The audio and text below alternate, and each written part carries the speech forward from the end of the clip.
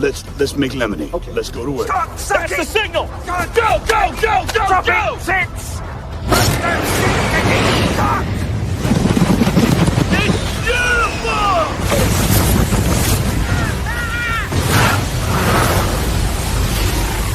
Mother Nature just pissed her pants, dude! Start your day with a jolt of energy and no-holds-barred opinions. This is The Rush, where Travis Justice and Ross Peterson bring you bold, unfiltered, and uncensored takes on sports, life, and everything in between.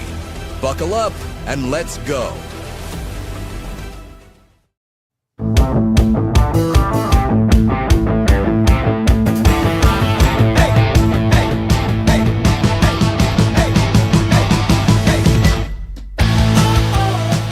Welcome to the Rush Radio Show, powered by Willis Automotive. Good to have you along on a Thursday. If you are listening on the stream at therushradio.com, thank you so much for listening to us. If you're watching us on YouTube, hit that subscribe button, like this video, leave a comment. Follow us on X at Rush Mornings, and of course, like our Facebook page. There is the man. I like this music. For being royalty-free music, which is usually kind of like elevator stuff, I kind of like the theme song. Look at you dance. Yeah, I wish I could dance. I wish the producer in me wishes that we could like have the music bed kind of ramp up and in. Why is the camera so low today? You're fine. No, you want it low. You want it low. Your head's just fine. Your head is just fine. It's popping like a little mushroom there, buddy. Popping like, and you have this wonderful glow to you. You look good. I don't like my look today. That's funny. Well, it's because usually it's me that looks like a homeless guy, but today you're dressed like a homeless man. You haven't shaved in like 3 days. I like this. This is my my hockey hoodie. Yeah, you've got the Iowa Wild hoodie on, which, by the way, is a good-looking hoodie. I'm just saying that if somebody saw you walking down the street, they would probably stop and hand you $1. You could take be it.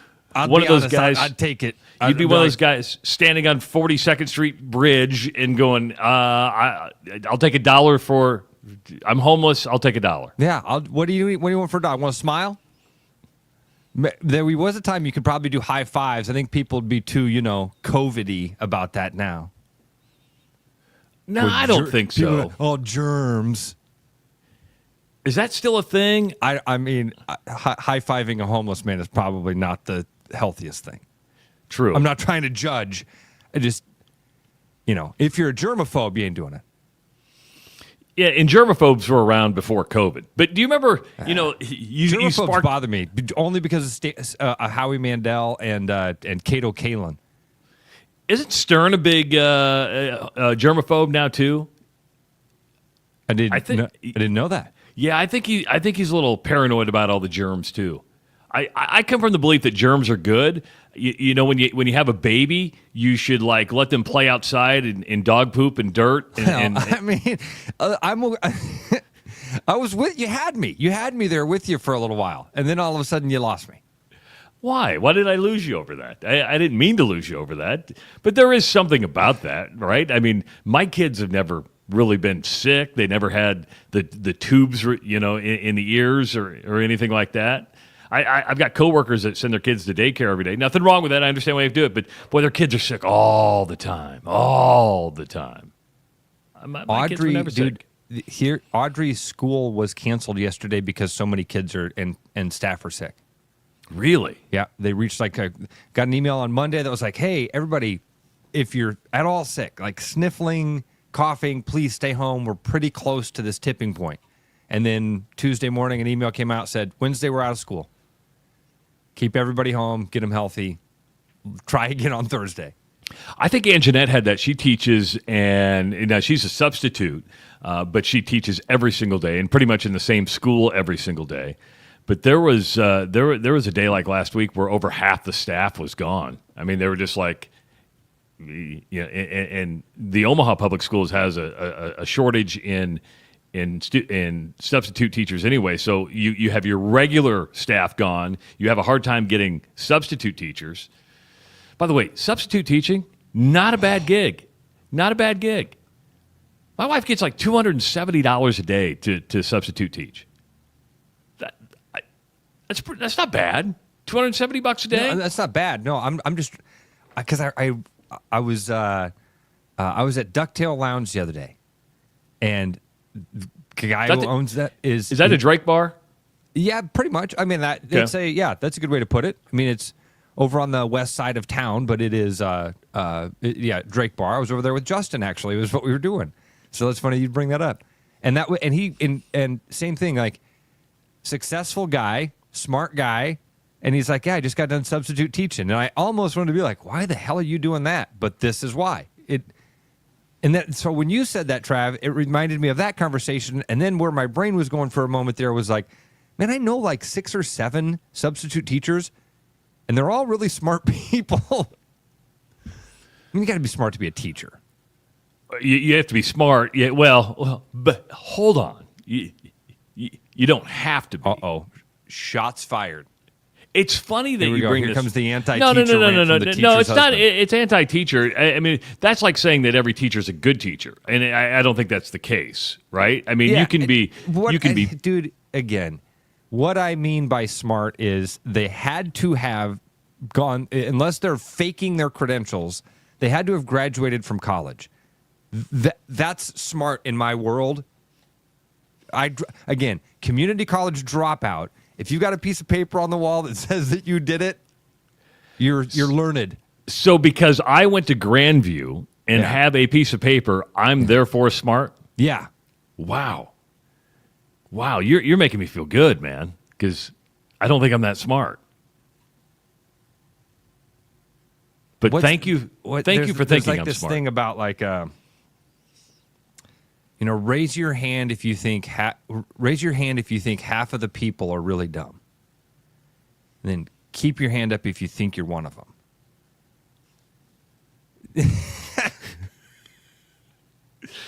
I might be one of them. The Super Bowl's going on in New Orleans, and it's a big, big thing. For those of you that are new to the Rush, I have a daughter that lives in New Orleans, and I tried to get her to call the show this morning, Ross. And if you want to call the show, 515-517-2303. But we were talking to her last night, and I said, what's it like in New Orleans for a week leading up to the Super Bowl? And New Orleans is a unique city. For those of you that have been to New Orleans, you either love it or you hate it, right? There's really no in between. It's like you love New Orleans or you hate it. I happen to love it. Now, the first time I went, I hated it. It was right after Katrina. It was for the NCAA basketball tournament, and it was dirty. I stayed down in the quarter. I went to the Smoothie King Center, and I was like there for 18 hours because Creighton got beat in the first round by Nevada. And I left there going, smelly, stinky, yucky. I didn't get it. Then my oldest daughter, Abigail, went to Loyola of New Orleans for college. And so you go down and you see other parts of the city and you take in other parts. You're like, oh, man, this city's awesome. And then Mary followed Abigail and went to Loyola as well. The only difference is Mary has now decided to stay in New Orleans, and she's working down there. So I called her. I said, what's it like with the Super Bowl? And she's like, Dad, this city has a vibe anyway. New Orleans has a vibe with food, with culture, with parades, with music especially. She goes, this is a completely different vibe. And I go, what do you mean? She goes, this city is just infested with famous people right now. I mean, that something special is going on. She's like, Taylor Swift's staying at the Ritz. The Chiefs have totally rented out the St. Vincent Hotel. And she's just going through all these things that people are everywhere. She lives off of Baronne Street, which is about 2 blocks off of St. Charles. St. Charles is one of the main avenues, one of the most historic avenues in New Orleans. You got the St. Charles streetcar.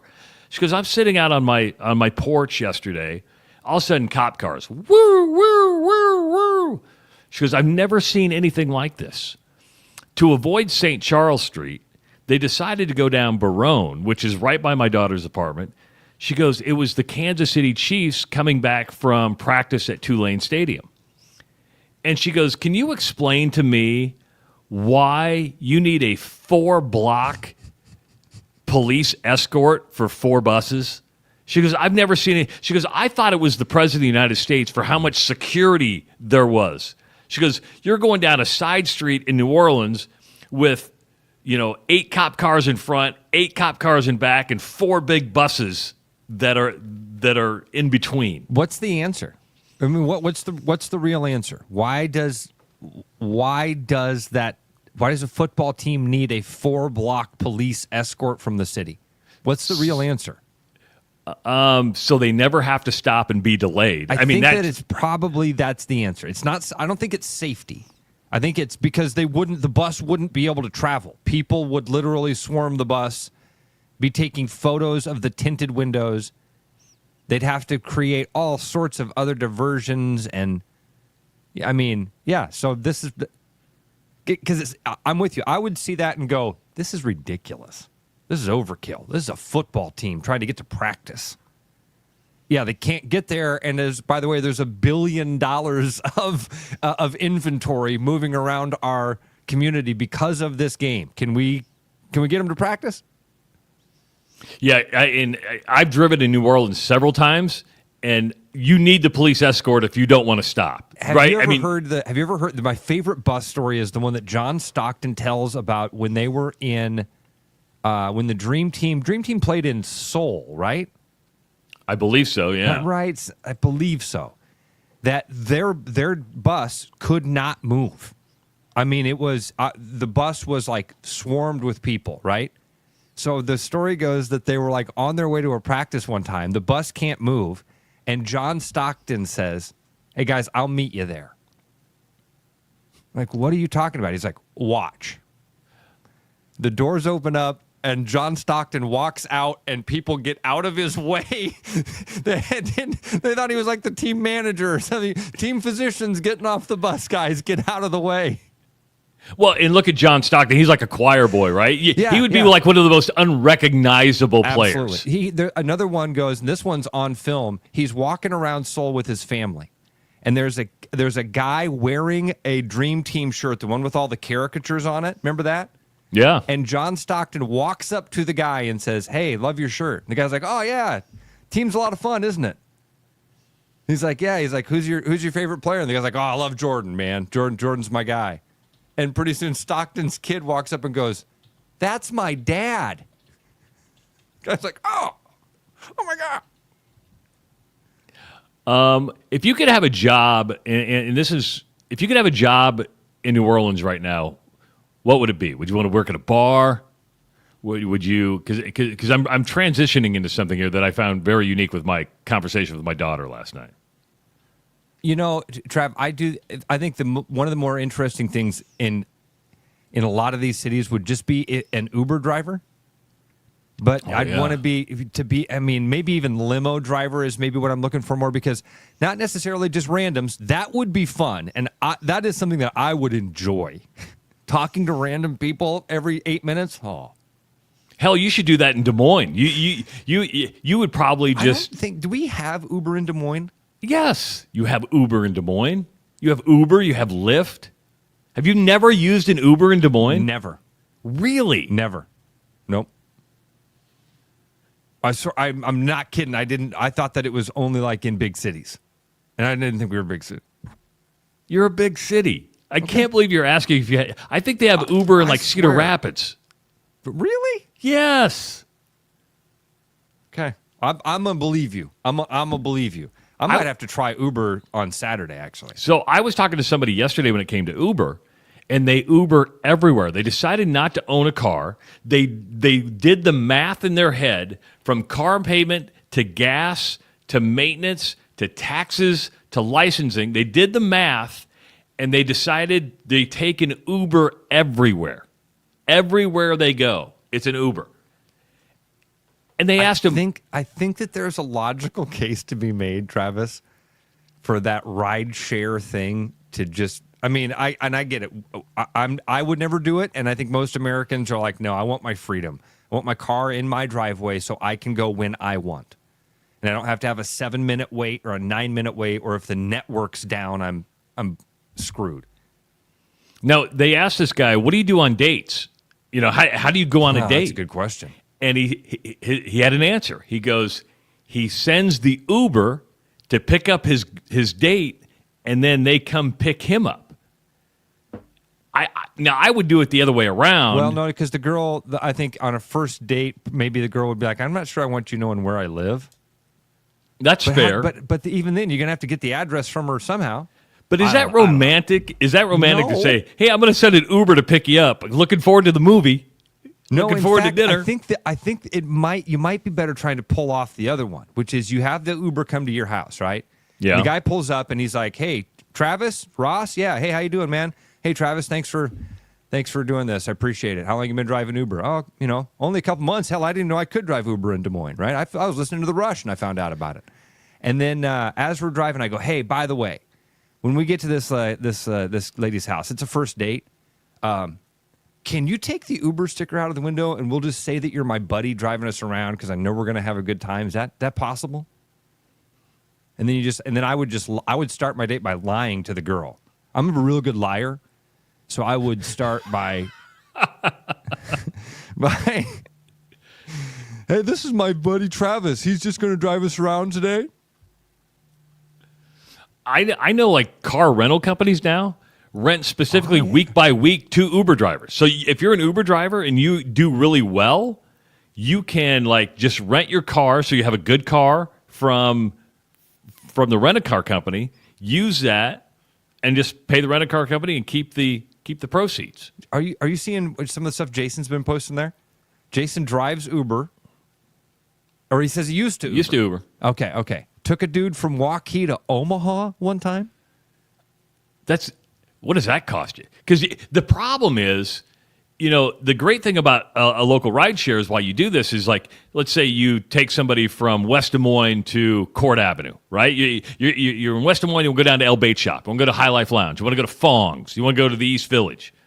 Well, you get down there, and there's usually somebody else who wants to go somewhere else. Exactly right. You're going to have a return passenger or somebody there that you're taking. Nobody in Omaha is like, "Hey, you headed east?" Yeah, I got to go back. I got to go to Des Moines.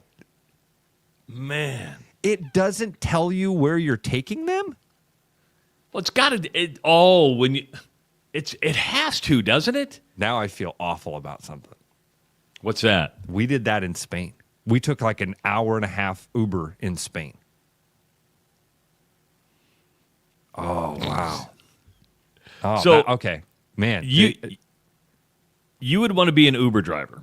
So that was something. If like in New Orleans, and again, I wanted to modify that because my first thought was, if you want to try to see some of those famous people, but now that I'm thinking about it, I don't really care about seeing most of those famous people, and I think that probably wouldn't want to meet some of them in case they were disrespectful to me. So Uber driver. That's my pick. So my daughter works at a very high-end clothing store on Magazine Street. She has waited on Lana Del Rey, and that's the type of people that go to this place. So she knows... And that's a musician, right? Yes. Okay.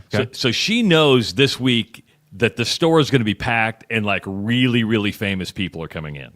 Here's what I didn't know about the Super Bowl. Didn't know this about the Super Bowl. Her roommate... And I don't even know if I'm supposed to be relaying this message because I wanted a roommate to come on and like, no, they were told they can't talk about it. Oh, well, then I don't care. I love you. I don't care. I don't care.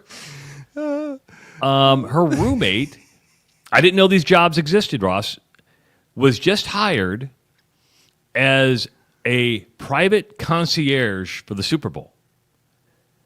So what they do? What's that entail? Yeah. Okay. Here I go. Information on here that. I go.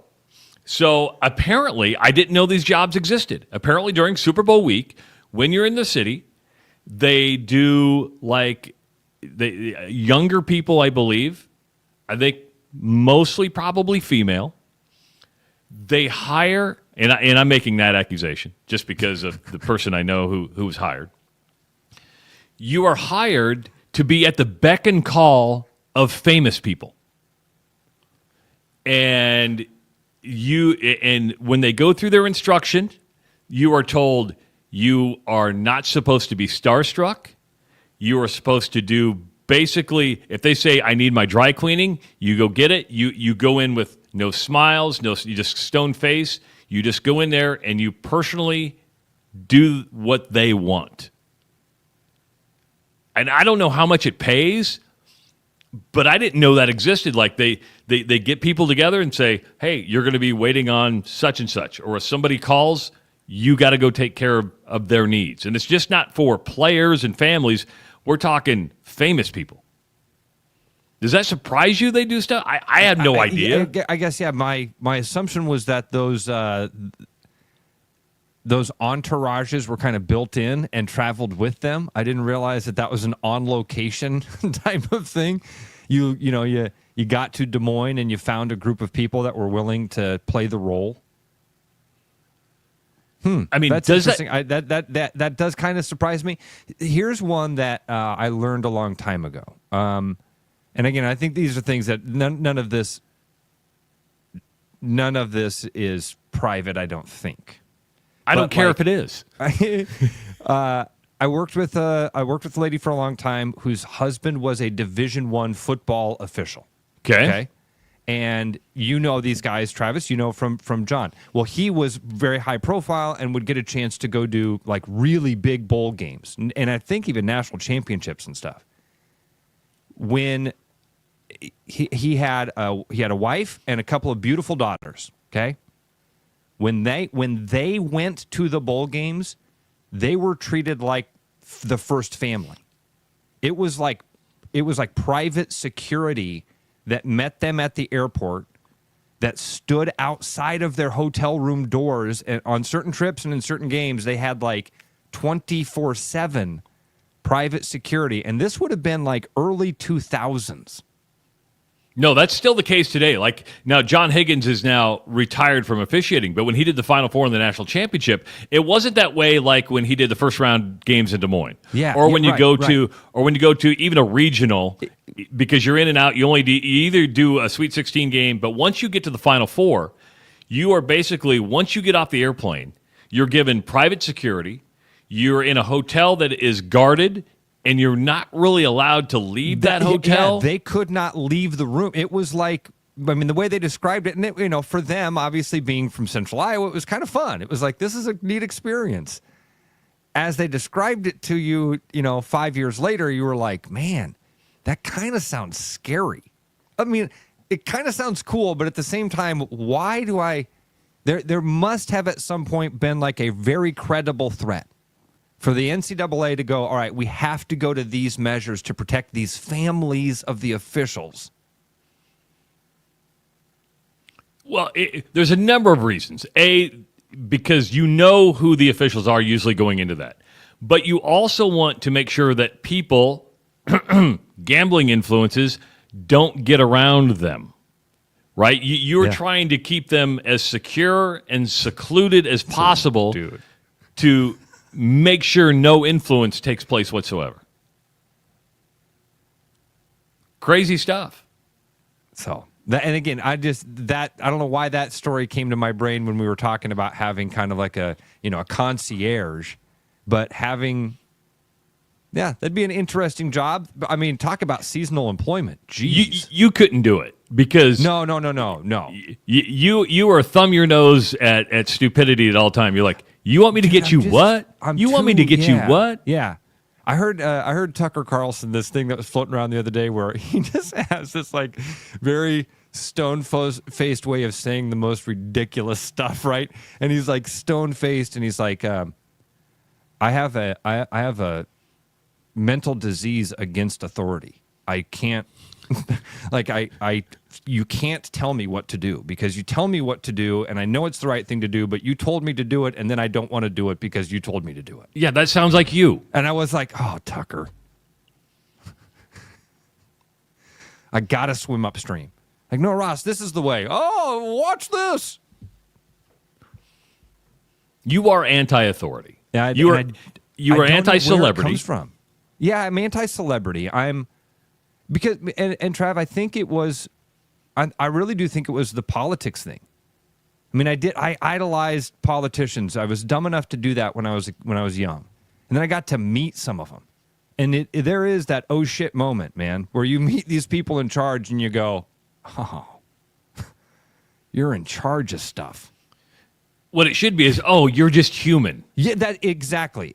That's what it should be. But then you realize, like, I mean, you meet Rick Perry, You're like, oh my God, this guy was almost president? You meet Newt Gingrich, and you're like, oh, impressive guy, smart guy, impressive guy. You have this idea of what these people are going to be like. I've said this, the only one that I felt lived up to it was Ron Paul. He was the least assuming man of all that. Exactly, because he never projected that thing. He never projected that thing of like, hey, everybody relax. I'm here. I'm in charge. I got this. His was more like, we're all screwed. You met him, you're like, oh, yeah, we're all screwed. This guy's right. I can't wait to hear the stories from Mary's roommate about the most ridiculous thing she had to do for a person, because I hope it's not bad. I would hope that I'm she with gets you. somebody that she can walk away from and say, "Man, I really have a high impression of Lana Del Rey or whoever that is." Remember my story I told you about? I'm going to blow this. The crooner guy. Man, come on, Ross. Michael Bublé? Michael Bublé. Do you remember my story about Bublé? You say crooner guy. Look at me go, that's Michael Bublé. We're like, we should do that one password game. That was perfect. How a guy that I met, my friend from Ireland I met on the Camino, he had like a cousin that was a huge Michael Bublé disciple, loved him. Had like a cutout of him and would like take photos of it, of her with the cutout and, joke about like having breakfast with Michael Bublé and things like that. Well, then a friend of hers got into the performing arts industry, ended up as a backup singer for Michael Bublé. Really? And shares with Bublé, hey, this is kind of a funny story. I have this friend that's like obsessed with you, does these funny posts about you and all this. Shares the post with Michael Bublé. He says, call her. So she calls her friend, says, hey, I want you to talk to Michael Bublé. Turns out she lived in like Toronto. They were coming to town shortly. Michael Bublé says, let's recreate your photos and I'll actually... you've obviously taken me to dinner many times. Let me take you to dinner. Come out with the crew some night, and we'll recreate a bunch of your photos. And of course, that's the kind of thing. Like that's the sort of celebrity you're like, oh, that's really cool. I have a hard time when I think about these rich and famous people that do this and have people wait on them hand and foot. I mean, I like doing my own laundry. I like, I like doing things. I can't imagine what it's like just to pick up the phone and say, yes, could you go pick this up? And somebody does it for you. I think, Trav, if you're The Rock, you can't drive past a bakery and be like, oh man, I really want a chocolate strudel. That's fair. You have to have somebody that you say, hey guys, can somebody go in there and get me what I'd like to have? I know, but like Warren Buffett, where I live, still goes to the same restaurants all the time. And I think what happens is if you become known as a person who just goes out and about, it loses that luster. Yes. That's why I look at these people who get so pissed off at like paparazzi. I'm like, well, you're making it. If you just go, hey guys, what's up? And pretty soon they're going to be like, you're giving me nothing. They want that reaction of disgust. And I'm like, the more you just go out and make yourself visible, I don't know if people care as much. Is the paparazzi still as bad of a thing? It seemed like for a while that was like a really big deal. It doesn't seem that much, and okay. I don't watch what's that show on TV with Harvey? What do they call it? Yeah, I don't watch TMZ anymore. So, but anymore? You used to watch TMZ? Well, I shouldn't say I watch it, but that seems like they would always have those social media posts that popped up, like, oh, look what TMZ got. Look what TMZ got. How many issues of Maxim magazine do you still have around the house? I was never into the Maxim because it wasn't full nude. I mean, why get a Maxim magazine if you're not going full nude? It was like a Friedrichs of Hollywood. Who would do such a thing? And I didn't need Friedrichs of Hollywood when I had the Sears catalog growing up. I mean, the Sears catalog gave me the exact same thing that Friedrichs of Hollywood did. Maxim, it was okay, but why when I can go with the Penthouse Forum? Man, that's simple. Sears catalog.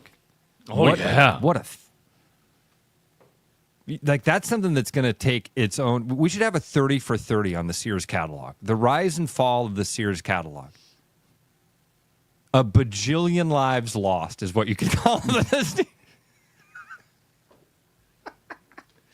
Sears catalog brought me into manhood. Next week on Sticky Pages. 515-517-2303. That is the number to call. You can email me, Travis at therushradio.com. And when we come back, we have an X poll up, or better known as a Twitter poll. We'll go through that and continue the conversation. Don't forget, it's Thursday.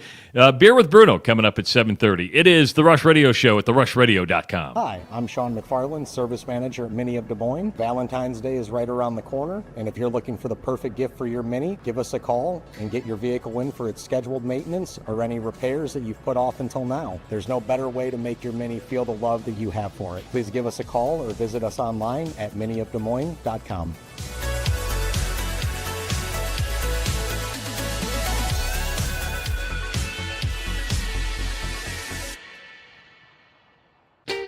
Missing a quality home-cooked meal?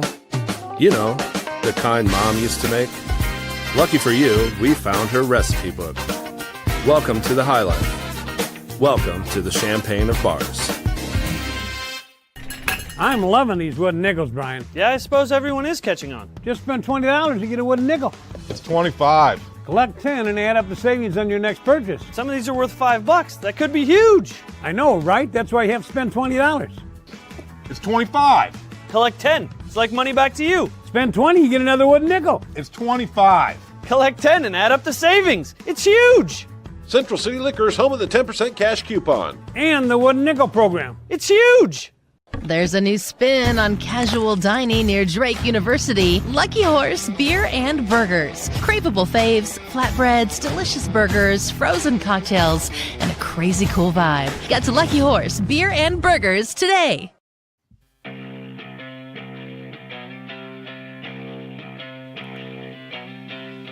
Don't forget, you can listen all day long to The Rush Radio Show at therushradio.com. We are live right now on the stream. Just click that Listen Live button. Of course, if you're listening right now, you already have. If you miss any part of the show, just click that Listen Live button and it's looping all day long, or you can listen to us on your favorite podcast channels, wherever that may be. All right, Roscoe, we got an X Twitter poll up this morning. X. Okay. I hadn't seen that. Is that redundant, X Twitter poll? I mean, it is, but isn't that... I mean, right now, we're still in that transition phase. You and I still both refer to it as Twitter, but a lot of people are calling it X. It kind of freezes my brain when I'm listening to a news report and they will say something like, the president posted on X... And I still do feel weird when I'm at a gym, I'm in public, and I go to open the app, and the first thing that happens is your screen goes black and this white X appears, and it just, for a moment, I feel dirty. I get it. I feel like I've found page 173 of the Sears catalog. I don't know if it was that far in. They were pretty smart to put the lingerie and the bras like page 50 and 55, followed by socks. Just by pure irony. Yes. Because they knew by the time you got to that page, you needed new socks. Mom, I need new socks. Charlie wrote in on the chat, said, did anyone think of all the socks?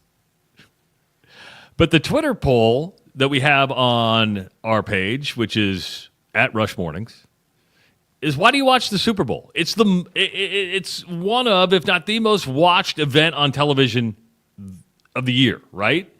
So you have a lot of new people who may not have watched the National Football League. And this is kind of a redundant question year after year. Do you watch it for the game? Do you watch it for the halftime show, which this year is Kendrick Lamar? Do you watch it for the commercials? It seems the commercials don't seem as like a big of buildup as it was maybe 10 years ago. And that's because people are releasing them before they even go out. Or do you not even watch the Super Bowl at all? Preliminary results right now, 77% watch for the game. That's good. Yeah, and that'd be my pick too. I will tell you, there have been years when that priority list might shift, right? And I would say, Travis, every year, all three reasons are there in some percentage. Some years there have been years I have been excited about the commercials. I won't lie. I remember one year for one of the marketing companies in town, we did like a commercial review where they gave us like a scorecard. They told us what the commercials were going to be, and then we scored all of the commercials. I enjoyed that. I really did. Most years, though, I'm tuning in for the game. Some years I'm interested in the halftime show, and I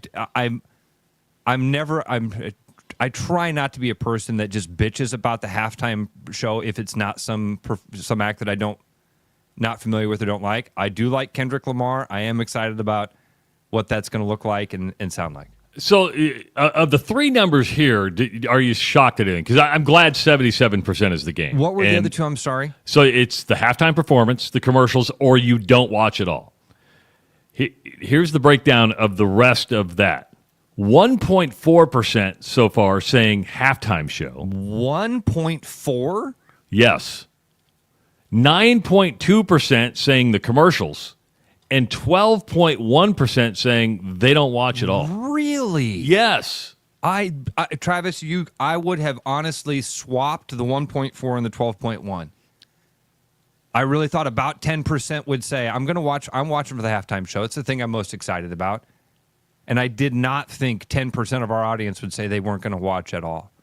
Do you think that is NFL fatigue? Is that Chiefs fatigue? Is it capitalism fatigue? Is it just you're just sick of, we all grew up in the Sears catalog era. We know what it's like to be sold to and advertised to, and a lot of people are really sick of it. Is that part of it? Like the commercialization of the event is enough to turn people away? Well, I think we have to remember this, too, is that even though this is a sports-centered show, I think a lot of our listeners, a lot of our followers aren't necessarily sports fans because we don't spend 100% of our time on sports. We talk like Sears catalog. Yeah, we talk Sears catalog. We talk being a concierge our Super Bowl talk is, you got to wait on somebody hand and foot. We know that Taylor Swift is staying at the Ritz. Thanks to my daughter. She let me know that. Insider information, folks. Insider information. Now, if you're going to New Orleans, don't go storm the Ritz looking for This is why Taylor our posters have a giant roll of toilet paper on them. So, I guess 12% for not watching the game. It seems a little high, but I'm with you. I would have switched the halftime show with the commercials. Because I usually think the halftime show, people like watching performers. Even, Trav, and I know that we have a lot of folks that listen that aren't sports fans, but that 12% number on Twitter, I think that's indicative of more than 12% of our audience doesn't watch sports. There's something else there. There's something else there, and I would love to hear from some of those folks that aren't going to watch it or and again, I think there's a couple of different reasons that would absolutely make sense to me. Chiefs fatigue is number one. I don't really care about the Eagles or the Chiefs. I'm tired of these people bragging in my face all the time, so I'm not even going to watch it. Can you put up Charlie's comment on the screen? That last one that Charlie Echo wrote in. Yep. It says, I think I watch it more not to be left out of the conversation if something happens. So you're not a fan of the Eagles. You're not a fan of the Chiefs.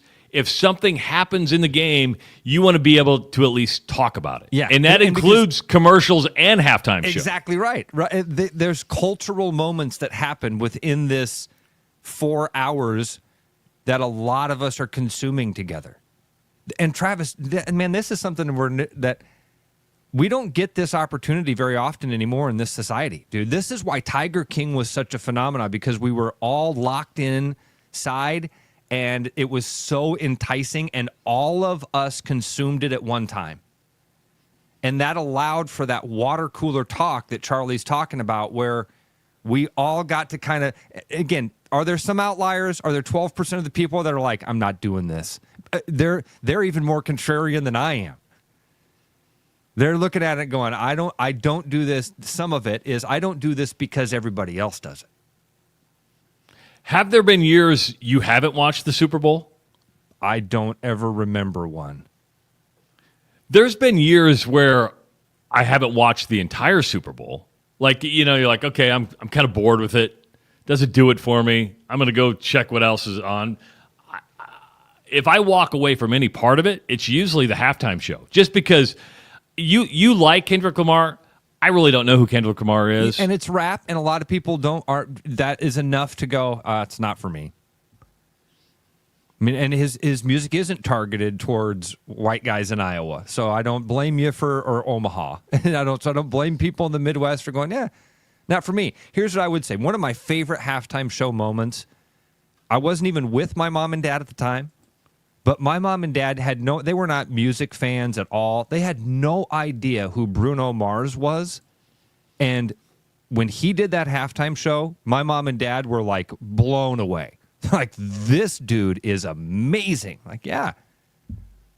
I feel like Prince had one of those moments where when you see that, a lot of people who had a kind of an image of Prince, and then you see him perform live and you go, oh my God, this guy's not a pop artist. This guy's like a freak of an artist.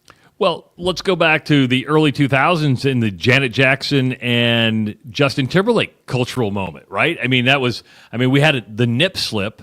Which you look back, remember how pissed off everybody got because of the nip slip, and you're like, the FCC coming down and the culture, oh my God, my son or daughter saw a nipple, yeah, okay, yeah, for like a half a second.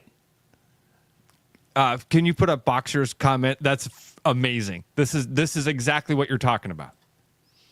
Says, I agree with Charlie. I missed Janet's nip slip because I was taking a leak. Ruined my life on several levels. I don't know if it ruined your life. Several levels, Trav. Several levels, okay? First level, he missed seeing Janet Jackson's nipple. That's number one. Yeah, because we all like to see boobs. Number two, now you have to have your friends brag to you about how they saw Janet Jackson's nipple.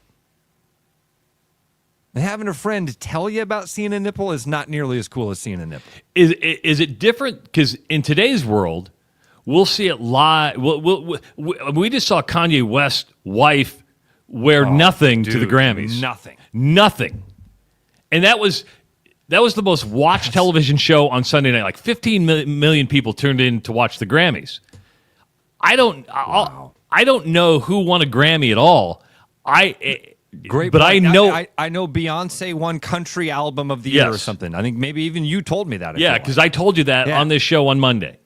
But the only thing I know about the Grammys is that Kanye West, who wasn't even invited to the Grammys, showed up, got on the red carpet, then got kicked out, was that his wife showed up in a dress that was a sheer Band-Aid.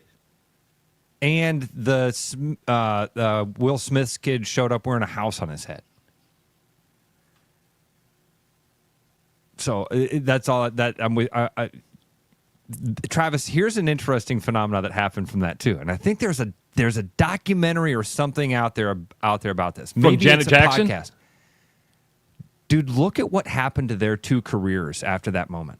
Justin Timberlake took off. Janet Jackson disappeared. Absolutely. Now I wonder with Janet Jackson, is it more because the Jacksons are just weird? Well, and she was at the end. I mean, she'd had a long, successful run, and those things don't last forever, as we've seen now with Justin Timberlake. But it is there. You can kind of wonder about that because that whole situation is odd of how it all happened, whose idea it was. I mean, because obviously they all knew what was going on there, but anyway. Yeah, and now with social media, you're not going to miss a thing. If you miss a cultural moment, it's going to be up there for you to see almost immediately. Almost right after it happens. Because people sit there and record stuff. I'm like, how do you have all this time just to record and edit and put it out there for the world to see almost instantaneously? It's amazing how quick people are with that turnaround, dude. Very, very quick. So you can vote on our Twitter poll. Just go to our page at Rush Mornings and tell us You know, your Super Bowl habits, why you watch the game. If your plan is not to watch it, I genuinely would like to hear why. And I see a couple people in the chat saying basically it is that thing. I don't like these teams. I'm sick of both of these teams. Kendrick Lamar doesn't move the needle for me. I've seen enough commercials. None of those things will do it for me. Would anybody move the needle for a halftime show? I'm not, man. You know, I still remember, like, U2 put on a great halftime show. I don't like U2. I thought Tom Petty put on a great I would agree with that. halftime show. I loved Prince. Yeah. Who right now. This is why that's not necessarily a determining factor for me. And it's not going to push me away either. You know, I'm not like, oh man, if they could just bring on the Oak Ridge Boys. Elvira, giddy up, I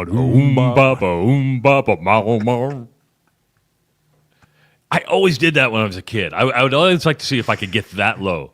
Giddy up, mau. Is it Mau Mau? I think so. I think you hit it right. It's giddy up, ba-doom bow, ba-mau mau. Yeah. Hi ho silver, away. Away. We're going back in time to 1983. It's the Oak Ridge Boys and Elvira. When I was a kid, I just landed on what I want to see. Okay, because the first Friday night of the fair used to be not only as the East Side night, but it used to be what they called the Rock and Roll Reunion. And I think it was like, and they've replaced it with Hairball. Kinda. But it was like they would bring back it was like a mini 60s Lollapalooza.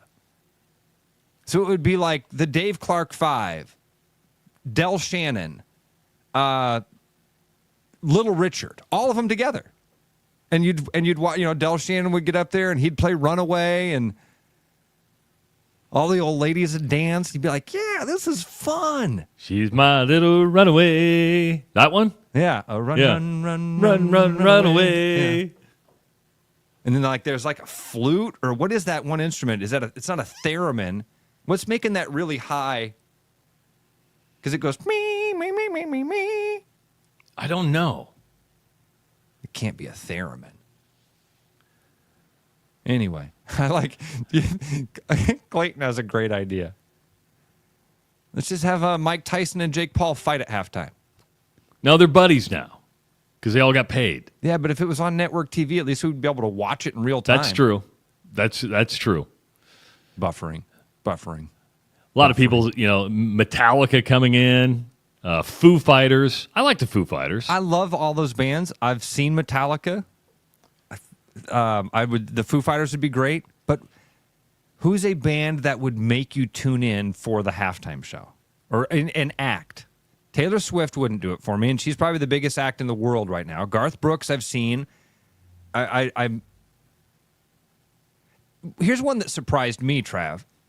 I was never a Lady Gaga fan. That was a good show. She put on a hell of a show. Yeah. And she's a really talented lady. You were a huge Arrested Development guy, right? Yes, I love that show. And, of course, it didn't make it because I think it was too late before people caught on to Arrested Development. Arrested Development probably did better in reruns and on Netflix. We got somebody earlier in the week say, hey, we need some viewing suggestions. I had no idea about a show we started watching last night. It was on NBC from 2018 to 2021. And we watched the first couple episodes last night, and it's called AP Bio. Oh, dude. It has the guy from, I can't think of which guy it is that's from It's Always Sunny in Philadelphia. It's hilarious. That's a fun show. Yeah. Had no idea that this show existed. If you want to do the modern version of that, there is a show called Abbott Elementary that's on that is kind of like AP Bio. Very funny. Why didn't you tell me about this? I didn't. I mean, AP Bio. That's a good Dennis, the teacher. Dennis is the guy from It's Always Sunny in Philadelphia, which is another amazing show.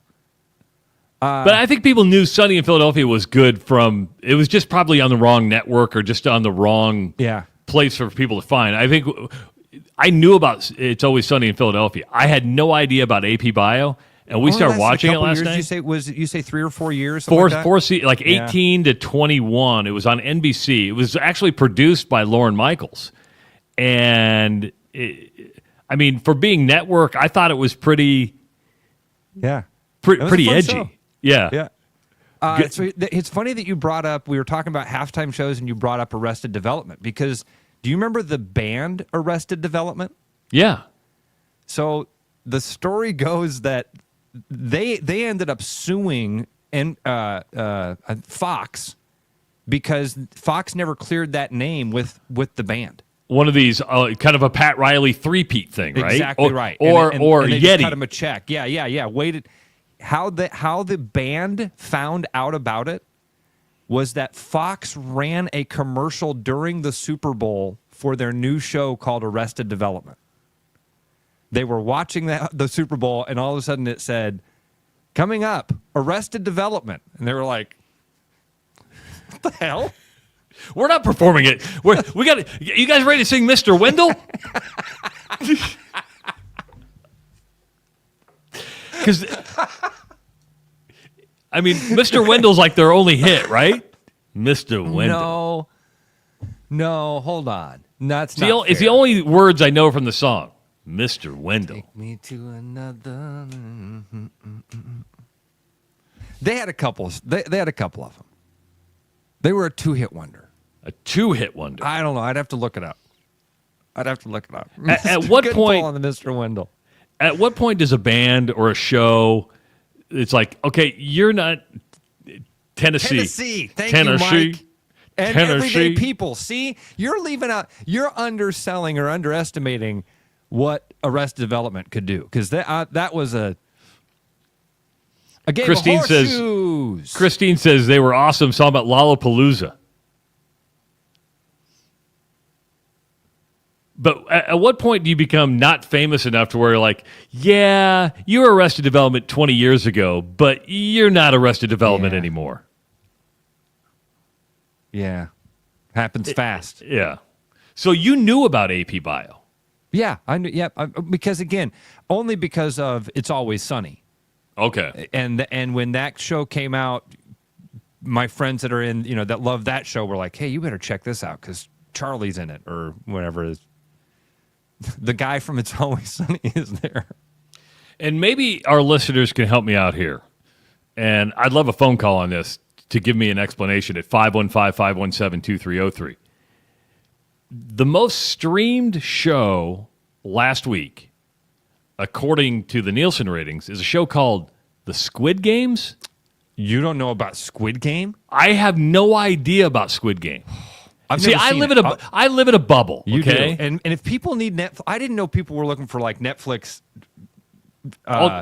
Dude, we can fire some away here. Well, I'll fire off a couple. What is homework assignment things? Now dumb question here. Is Squid Game actually a game or is it a show? No, it's a show. Okay. Yeah, it's a show. It's a very, I don't want to say very violent, but it's a pretty dark and twisted show. The idea is Japanese.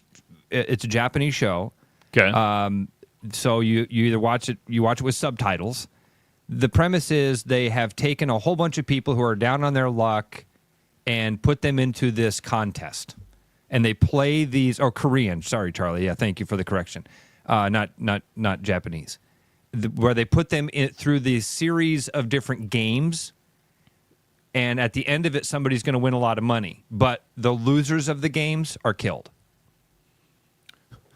It's kind of like The Running Man. Remember the Arnold Schwarzenegger movie, dude, The Running Man? Yeah, I'm sure people have made that comparison before. Again, this is another huge parenting fail on my end, okay? You haven't shown the kids The Running Man yet? Well, no, I haven't. That's not the fail. Here's my fail. When Squid Game came out 4 years ago, I'm going to say, okay, Eli is like 10, 11 years old.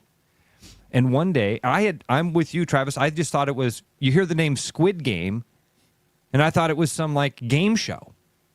So one day Eli is like, Dad, have you ever seen this show Squid Game? was like, no. He's like, oh, it's amazing. He was like 10. He's like, it's incredible. It's so good. It's amazing. It's like, oh, cool. And it's about all the conversation led to. I didn't ask. I didn't probe. Nothing. I got to the real estate office, and some of the guys that day are like, oh, my God, have you guys seen this show Squid Game? And I said, yeah, man, that's funny. Eli, just this morning, Eli was talking about that. And, like, eyeballs got this big. They said, you're not letting Eli watch Squid Game, are you? Like, oh, he already has. And they're like, no! Yeah. But it does pop up on Netflix. And even Audrey the other day was like, Dad, I saw this show called Squid Game is on Netflix. Can we watch that? I'm like, no! You have to put the parental controls on Netflix. But that was a cultural phenomenon, though, Trav. It became a huge thing. In fact, Mr. Beast, that huge YouTuber, like the world's biggest YouTuber, he has done like his own variation of Squid Game. Obviously not killing people, but giving away a bunch of money, just doing silly games in a Squid Game type of manner. Isn't it interesting how common themes are very popular? Because we're talking about Squid Games. A lot of people are saying, it's kind of like the Hunger Games.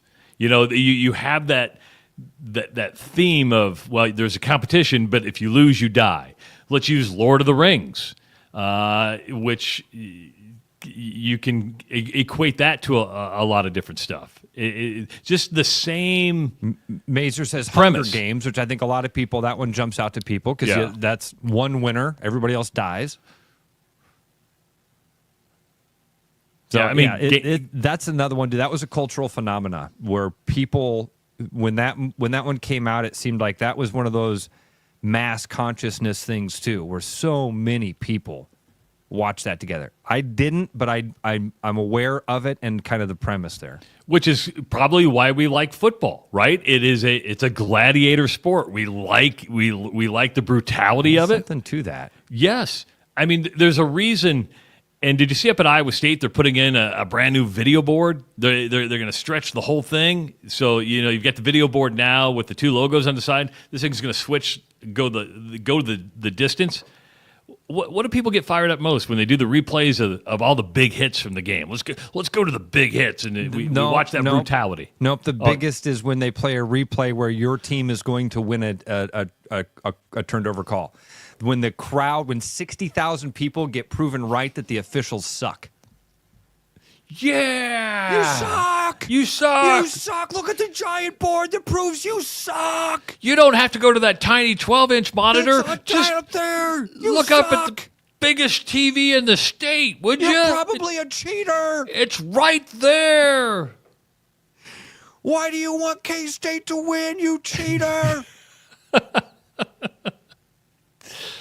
Oh, yes. But that goes to the Hunger Games. That goes to the Running Man. When people would watch this stuff on TV, remember, it would be like viewing television. People were like, oh, I got to watch this. Dude, watch this. So, Trav, I got to be honest with you here, dude. You've mentioned Running Man a couple times. I don't think I've seen that. Really?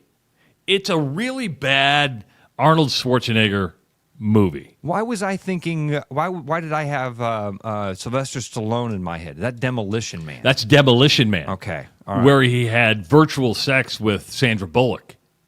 Remember Demolition Man? Yeah, he had where they put on like the goggles. I mean, this was before VR was a big thing, and they're like, "This is how we do it in like 2050," and they sit there and and then at the end of the movie they knock it out in a real way. He shows her the way it was done in 1999. Let me show you what the Sears catalog taught me. Richard Dawson was in The Running Man. He was like the host of The Running Man. The guy from Family Feud? Yeah. Well, I say the guy from Hogan's Heroes, but you say the guy from Family Feud. But yes, Richard Dawson was in The Running Man. I love it. Mazer is so much like you. Mazer gets you so well, and he always has. He just always seems to be able to nail you. And he goes, yeah, figures Travis would remember that part of Demolition Man. Yeah. Yeah, that Wesley Snipes was in there. That wasn't even the movie you were thinking about. I was accidentally confusing that movie, and that instantly brought up the Sandra Bullock VR porn scene. It wasn't VR porn. It was. You just described VR porn. You said they put on a headset and watched pornography. And they said this is how they do it in 2050. We beat that by 20 years, 30 years. Also in Running Man, I forgot this. Jesse the Body Ventura and Jim Brown were also in it. Man, Jim Brown was in a Mars Attacks. Was he in Mars Attacks? Yeah, was he? Yeah, he was the he played a former athlete that stood at Caesar's Palace. Wow, I forgot. I've only watched Mars Attacks like once or twice, and it gets better every time you watch it. It's a goofy one. First time you watch, you're like, "What am I watching here?" Yeah. Second time you're watching, 17-year-old Jack Black gets killed in it right away. You don't even you have to know he's in it to know that Jack Black is in it. Had no clue. Yeah. It's kind of like Johnny Depp in Nightmare on Elm Street. No, I didn't know that one. Yeah, he was like Freddy took him into the bed, like came out with those scissor hands. Boy, we went down a big, I don't know where that came from, but big fun. rabbit hole today. And I didn't realize what time it was either. So 515-517-2303. That is the number to call. We have an hour in the books. We have an hour to go. Don't forget, at 7:30, Bruno's going to be in the studio. It's Beer with Bruno, and they got a big announcement that was made yesterday about Fongs. I don't know if you saw that. Yes, I did. So I kind of knew something like that was going to – I'd heard some rumors that something like that was happening, but huge announcement for Fong's, man. I actually was with I had lunch at Fong's yesterday, so odd timing. We'll explain why when we have Bruno on. It is the Rush Radio Show, powered by Willis Auto at therushradio.com. With over 260 beers on tap, El Bait Shop isn't just another craft beer bar. It's the best. Beer lovers know. El Bait Shop, 200 Southwest 2nd, Des Moines. Oh, boy. That's right, Brian. It's tailgate season, and Central City's got everything a good tailgate needs. We have all the beer, All the good party drinks, And don't forget the White Claw. hot dogs, brats, and chips. kegs, and eggs. And if you fill up your cooler with beer from Central City, we'll throw in the ice for free. By the way, what team is this supposed to represent? All the teams, Brian, all the teams. I don't discriminate. Tailgate time. Yeah, that makes sense. Central City Liquors, home of the 10% cash coupon. There's more Iowa in the Iowa Tap Room than you may realize. Housed in a building nearly as old as Iowa itself, the Iowa Tap Room greets you with a harvest of 120 Iowa craft beers on tap from all corners of the state. And the food doesn't get much more Iowa than this. The Iowa Tap Room, all Iowa beer, one amazing place. Hi, I'm Steve Ollinger, Service Director at Willis Nissan.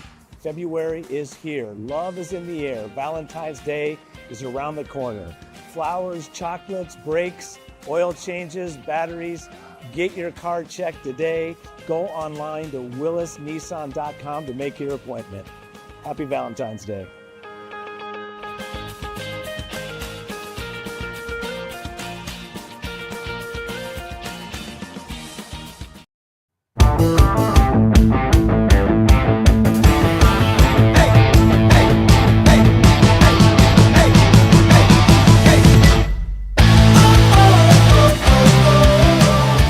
Hour number 2 of the Rush Radio Show at therushradio.com, powered by Willis Automotive. If you're listening on the stream at therushradio.com, thank you so much. Good to have you along. If you're watching on YouTube, hit that subscribe button, like this video, leave a comment if you want. You can follow us on X at Rush Mornings. And of course, like our Facebook page. I'm Travis Justice. He's Ross Peterson. What's up? Can you update our Twitter poll for us at all? Earlier in the day, you told us you had a Twitter poll up. Why are you watching the Super Bowl, or why aren't you watching the not why aren't you, or are you not watching the Super Bowl? So the update is this: why do you watch the Super Bowl? The game, the halftime performance, the commercials, or I don't. 80.7% now say the game.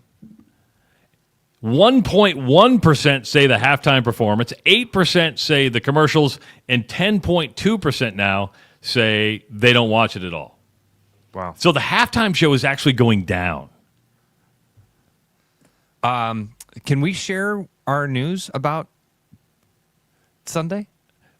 So I was going to keep it a surprise, but you know what? You've kind of let it out of the bag. We don't have to. No. Watch the Super Bowl. You might see the Rush at some point during the Super Bowl. Just saying. Just saying. You might see a Rush commercial. Might see something you recognize. Just saying. Pay attention. We've hit the big time. I don't know about that. Well, feels like it. Feels really cool. Yeah, just let's say this. We're really hoping for a close game late in the game. We're really hoping that Sunday is a banger of a game late into the game, and there's a lot of eyeballs, specifically on the local broadcast of the Super Bowl during the commercials. If it's a blowout, we're like, oh, dang. You guys spent millions on a commercial? Yes, we did. Short of that. Just short of millions. We took our projected revenue from 30 years away, in which I'll be 84 years old, and bought a commercial for the Chiefs-Eagles game. Take a picture because I mortgaged the house, and chances are this is it. My wife says, we signed a second note for what? And interest rates are at what? Yeah, we're trying to move the needle. We're trying to move listening habits. Just wait, honey. Just wait and see what happens. It's only $2,000 a year for the next 15 years on a, Oh, you got $2,000 a year? Or $2,000 a month. $2,000 a month. I signed per month. Oh. Yeah, no. You negotiated better than me. So if you're watching the Super Bowl, you might see us. Again, we don't want to give it away. We're not giving away too much. Because what's going to happen is they're going to go, that's all you guys came up with? And listen, it had to be a last minute. It had to be a quick turnaround. Real quick turnaround. Yeah. So next year we'll have more time to be thought provocative, provocative, and think about things. I'm telling you, I will tell this one to you later. I can't tell. Tell me now. Of an idea. Banger of an idea. Yes, but we're a year away from that banger of an idea. Yeah. Though we don't know. Well, we hope we're around in a year. We're going to be around. Yeah, we're going to be around in a year. We hope. We will be. What the hell are you talking about? I'm joking. Okay? Now, everybody, here's the funny thing. Are you just shrinking away? Is that what you're saying? You're just going to continue to lose weight, and in a year, we won't even be able to see anymore? I'm the incredible shrinking man is what I am. People thinking we spent $8 million on a commercial. I can promise you we did not spend $8 million on a commercial. It'll make more sense when you see it. Yeah, exactly. You're like, oh, so they did it for no dollars. I see. I see. Now it all makes sense. I don't know how to take this one. That makes People are going sense for Ross and Trav. Good luck on your gamble. Wow, I don't think this is a gamble, guys. Trust me, and maybe we can share the details of it next week. But not what you're thinking. I promise. Yes. In none of those ways. Not what you're thinking. Do you know how cheap we are? Yes. We're on a shoestring budget right now. Somebody asked, hey, Travis, you can't be in charge. It needs to be reversed like it was where the control room's with Ross. And I said, yeah, maybe in the future, but there was a lot of technology purchased here. Yeah. If we're able to get into a situation where we're able to do that, maybe, but bear with us. So yeah, we are hoping for like a 17-14 game in the fourth quarter. That's what we're hoping for. In Central Iowa. I'm hoping 28-28. It's been back and forth. People have been calling those 12% of people that aren't going to watch the game, and they're saying, you've got to tune in. This is going to be the greatest Super Bowl of all time. Patrick Mahomes is about to make a fourth quarter comeback. Tune in. And then as you tune in, you see this. Adam says he wasn't even planning on watching the Super Bowl till now. So now we've given him a reason to watch the Super Bowl. We're going to underwhelm you, okay? I don't want to build it up to something that is excessive, but we have. You were probably right. We probably shouldn't have said anything. Probably should have let it happen and see what came of it. Hey, you guys were on the Super Bowl last night. Why didn't you tell us? But this is a family here, right? I mean, everybody is listening and watching right now. This is a family, and we don't keep family secrets. Many. We got to have a couple. Ryan goes, is it just a PowerPoint slide? Pretty much. That's kind of what you nailed it. You nailed it. Yeah. And Mike has the right expectations. Mike says, I just want to be whelmed. Perfect. Under or over? Can I be whelmed, please? And then if we could have gotten Mick tickets to the Super Bowl. That's what we really should have swung for, was to get Mick tickets to the Super Bowl, because Mick would have gone there and plastered the Super Bowl with all of our posters. Which he did Nashville. He plastered Nashville with our posters. We'd had Rush stickers flying around all over the place. And then Mick could have pulled off Dan's idea. Have a guy holding a sign in the end zone for the game-winning field goal. And then in perpetuity, forever, that slow-motion NFL films, as the ball is tumbling through the uprights, in the background you see a giant roll of toilet paper. That's like our mascot now. Our mascot went from being a panda that was stolen to a roll of Charmin. Dude, because I'm going with Charmin. I'm pretty sure that panda got used in sex acts, and I'm not kidding. I'm pretty sure that thing was turned into a, what do they call those things? Furries. I'm pretty sure it was. They desecrated our poor Party Panda, dude. Party Panda was a great mascot. A roll of Charmin will suffice. Just saying. And it's got to be like the triple ply. We're only going with the best. If you're gonna show up games with toilet paper and people don't know why, you bring the Charmin. Don't bring that single ply stuff just because it's cheap. Spend the extra $1.50 and get the Charmin and squeeze it. A lot of people saying they forgot about the panda. We can't forget about the panda. Can't forget about the panda. I have nightmares about him from time to time, wondering what happened. You never know what happened to the panda. I have a real good idea what happened. Somebody stole it. It only made one appearance. It was at a Drake Grandview football game. What a fun event. Drake and Grandview played the very first college football game of the year. Yeah. We had a live broadcast there. It was still TNT. We saw Tim Fisher. That was that brief time period when it was you two hosting the show and I was the producer. And man, we had an awesome tailgating party in the parking lot there at Drake. Frank says it was the first time he met me in person. Well, that's going back a long time. That's going back to 2010. And Frank is one of our listeners, Trav, that is found you in Omaha. He knew you from Todd and Tyler days. Okay. Because he's a military guy and knew you from...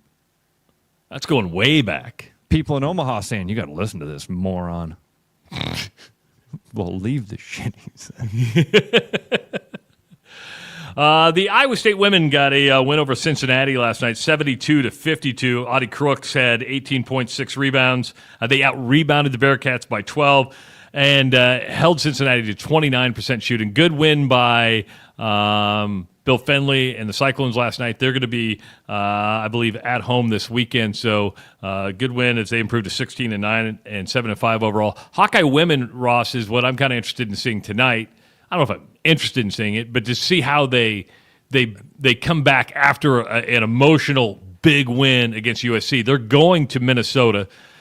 Team's pretty much even, but you've laid the standard now, right? You've kind of said, okay, this is how you can perform against a top 5 team in the country. you know you can do it. Don't have a letdown tonight. Trav, I think you nailed the fear on the head there, man. This is very much one of the, I hate to call it trap game. That's the wrong, this isn't a trap game because it's not like you are heavily favored in this, but you are coming off an emotional weekend, not just the game, everything around it. Caitlin Clark being back in town and back in the locker room. And now you not only take all of that emotion away, but you go on the road. It's cold. It always sucks to be on a bus for that long. I'm assuming, do they bus up there, I'm assuming? No, they probably fly. They fly up there? They fly, yeah. Okay. I mean, because this is the thing about Title IX. Everything's got to be even. Oh, that's right. So if, everybody thinks it's just about scholarships. Yeah. It's not about scholarships. It's about the way you train, the way you eat, the way you recruit, the way you travel. Everything's got to be even. I also love road trips, so... Yeah, like, you like getting on a bus and going to Ballard's. I love it. I love it. And most people are like, oh, it's a 12-hour bus ride. Because you're walking up and down the aisle. Oh, dude, you're so annoying. You're not so annoying. You are. Hey, what's your name? Looking forward to catching some fish? My brain will remember weird stuff. I'll ask them about their wife. They're like, how the f you remember my wife? Creep. And then I realize halfway through the conversation it sounds weird, and I'm like, oh yeah, okay, on to my next guy. It's because you talk about your wife on the radio. And yeah, I know their story. You know what I mean? Oh, okay. I remember things about them from previous conversations from years past. I've done that to people before, and I'll pull something out, and they're like, how do you know that? Oh, you told me that 4 years ago. I forget. I love the bus ride. Most people hate it. So yeah, good. They're going to fly up there. They're going to play in Minnesota. Iowa women going to probably have a letdown. If I get a win tonight, Trav, and I feel like that can prove a lot. That's going to show a lot tonight if they're able to overcome that. Fox is going to launch a streaming service, subscription-based, for its news and now live sports product. They're going to be the last one to do it. So ABC has already done it. CBS has already done it. NBC has already done it. You have Peacock. Fox is now saying, well, we're going to jump on board because they were on a phone call, on an earnings call. An earnings call always means how much more money can we make, right? How much more money can we make? Now, so I get it. I don't like more live sports going to streaming because you got to pay for it, right? It's just another thing you have to pay. But I was thinking about streaming. Somebody the other day said, we're not doing a radio show and we're not doing a TV show. And I said, no, we're doing a radio show. We are doing our radio show. All we're doing differently is that we're giving you a different avenue to get it. When you think of radio, you think of traditional AM, FM radio. I get it. I understand that. But when you go to therushradio.com and you click that listen live, it's a stream, much like live sports or television shows, of our radio show. And I refuse to call it anything else but a radio show because that's what we're doing. If you watch on YouTube, you notice we don't have a lot of graphics. We don't have a lot of video and stuff like that. We're not producing a TV show. We're doing our regular radio show that's just being delivered in a different format. So when these streaming companies go, well, we're not going to use over-the-air television because Fox basically is either its cable product or its national product. They're saying, hey, we're going to give you an alternative way to watch shows or live sports. It's just you have to change your viewing or your listening habits. And that's what we've done with this show. Is it the way we delivered it in the past? No, but we're delivering it possibly to more people. Travis, it's like the exact same thing on a smaller or larger scale, whichever end of the telescope you want to look through. It is the exact same thing. For a while, these companies needed Hulu and they needed Netflix and they needed these other companies to help them stream their product because they knew that streaming was happening. And then at some point they looked around and said, wait a minute, we can do that. We can take our relationships and we can go do this and we can make it. Now, the idea with this is you make it more affordable for everybody involved. In that thing, I do think it's earnings calls that get together and they go, Yes. hey, wait, we can make more money if we pull this thing in and we do it like this. If we own the product from production to distribution, man, that's cradle to grave, baby. And the monthly subscription is a great way to drive revenue. Now, there's expenses obviously involved. I promise you that there's one thing I will promise you. You'll never have to pay for the Rush. That stream is always going to be free. Watching on YouTube is always going to be free. We're never going to charge you. Now, we're going to be no different than any other radio show or TV show, and that is we are going to have advertisers. So we take commercial breaks, but we're never going to charge you a monthly subscription fee unless we get to 1 million people. Listen to this guy. Listen to that. Never. Unless. Hold on. Let me just. No, we're never going to charge for this. Ever. Never say never. Here's what I would say though. We would have to grandfather in our 10,000 that we had there in that first week. We'd have to find some sort of way to geofence them in and say, all right, you forever are a member of the Rush Nation, whatever we call it, right? Rush Nation. And then but all you losers that weren't on the party bus. No. And a lot of people say that the biggest change in the show, and if you watch on YouTube or if you happen to watch on X, is the chat room. And we don't read every chat that comes across. We're watching it, we're paying attention to it, but actually listeners having conversations with other listeners. I think that's fun to watch. Yeah, I'm with you. I love that interactive part of it. Very cool. Here we are on February 6th. The Super Bowl is coming up this weekend. Roger Goodell said earlier this week in the National Football League that he would like to add an 18th regular season game. The NFL Players Association came out yesterday and said, that's not going to happen. Ross, adding an 18th regular season game just pushes this back even farther. First of all, is there a need? The only reason to have an 18th regular season game, and you justify it by saying, well, we're only going to do 2 preseason games. Preseason doesn't matter at all anymore. I mean, it used to be preseason, you would watch your stars play. They play maybe one series now, and then they don't play any of the games after that.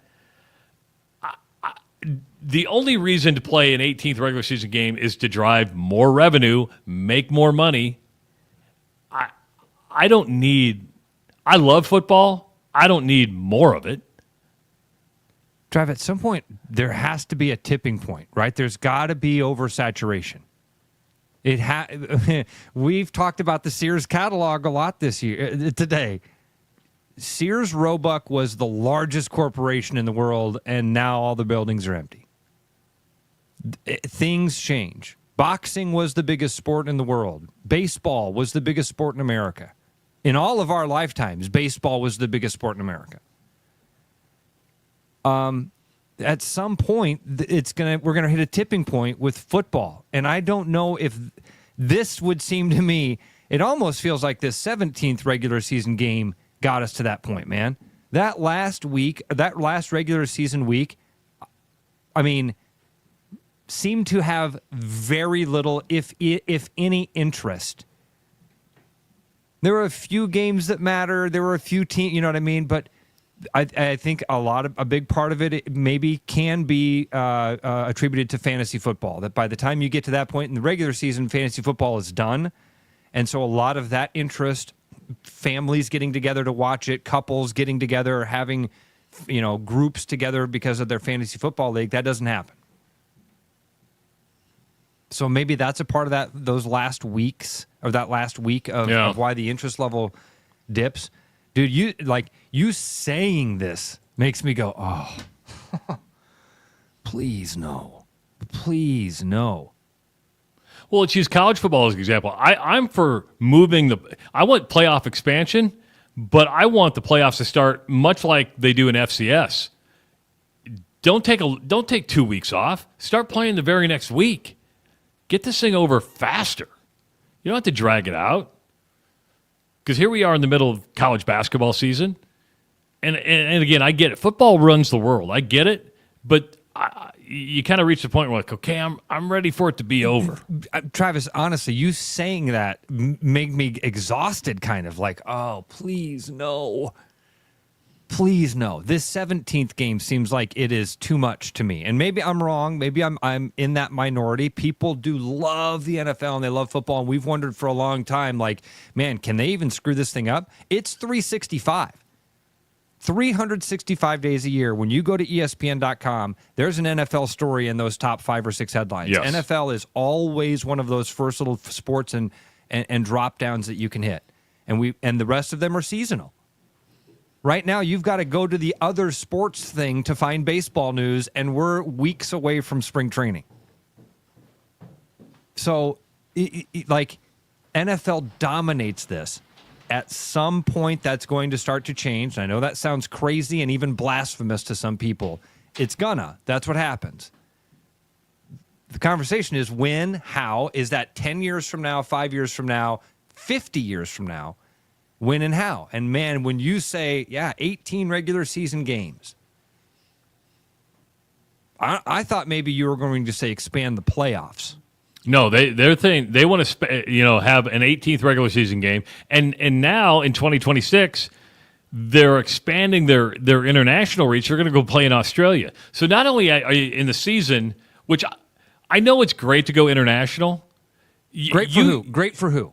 I think to expand the game to a broader base, right? Great for those earnings calls. Yes, but you've traveled internationally. I've traveled internationally. Oh.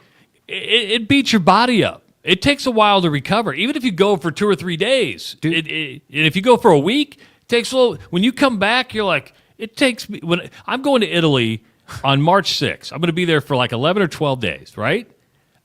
I'm telling you, when I come back, it takes me about a week to get my body back to where it needs to be. So I didn't experience that when I traveled, but I know that most people do. I had a lunch with a fellow realtor last week. Really healthy dude named Sean Asada. If anybody knows who Sean is, he is a healthy guy. And we were talking about traveling, and he was asking me about my trip to Portugal and Spain, and he was talking about jet lag and how he said any flight he takes, his body just has a hard time like recovering and reacting. He's like, man, I always am like tired after a flight. And so it does affect everybody very differently, man, even short flights. But flying to Australia? Yeah. Have you ever been to Australia? I've never been. My daughter has been. I've never been to Australia. But it was like, 18, 19-hour flight. And I don't care how comfortable of a plane you're on, it just does weird things to your body. Just does. Yeah, I flew like, the cheapest flight I could fly to Europe. And I think I was running on adrenaline. A lot of people going, hey, who's running the show when you go to Italy? Well, we're going to put a plan together. Ross may be on a couple days by himself just because of my travel schedule. But we're efforting. We're efforting. We have somebody here to make it happen. Yeah. Yeah. We got people that can co-host the show with us if we need. Yeah. Trying to get, Owen to come in some days to make it happen. 515-517-2303. That is the number to call if you want to participate in the show. Actually, I'm probably going to shut the phone line down as I go, so I don't have to have Owen worry about that. No, you're good with that because we're going to chat with Bruno for just a little while here, and then we'll probably end the show a little bit early.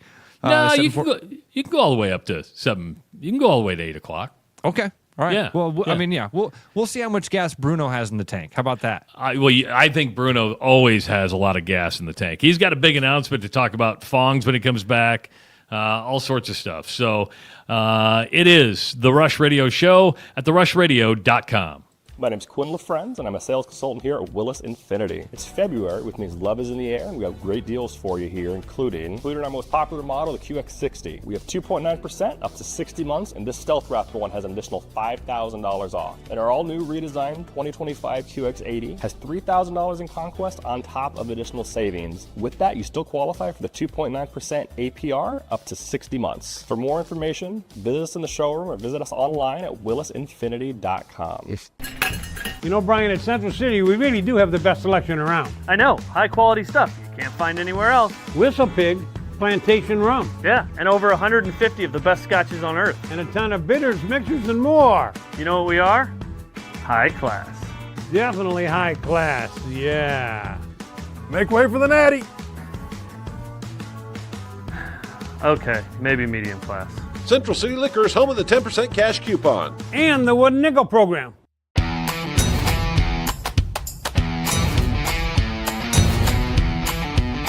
The largest selection of German beer in the world? You'll find it at the Hessen House. From Doppelbock to Oktoberfest to Hefeweizens and Dunkels. There's no passport needed for the deliciously different beer and food at the Hessen House. So grab your friends and make it a fun night out. The Hessen House, 4th and Court, Des Moines. With over 260 beers on tap, El Bait Shop isn't just another craft beer bar. It's the best. Beer lovers know. El Bait Shop, 200 Southwest 2nd, Des Moines. Okay, maybe medium class. Central City Liquor is home of the 10% cash coupon. And the Wooden Nickel program.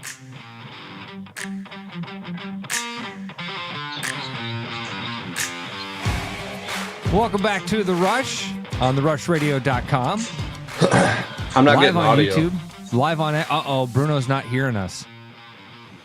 Bruno, are you able to hear us? I can't get audio. Oh no!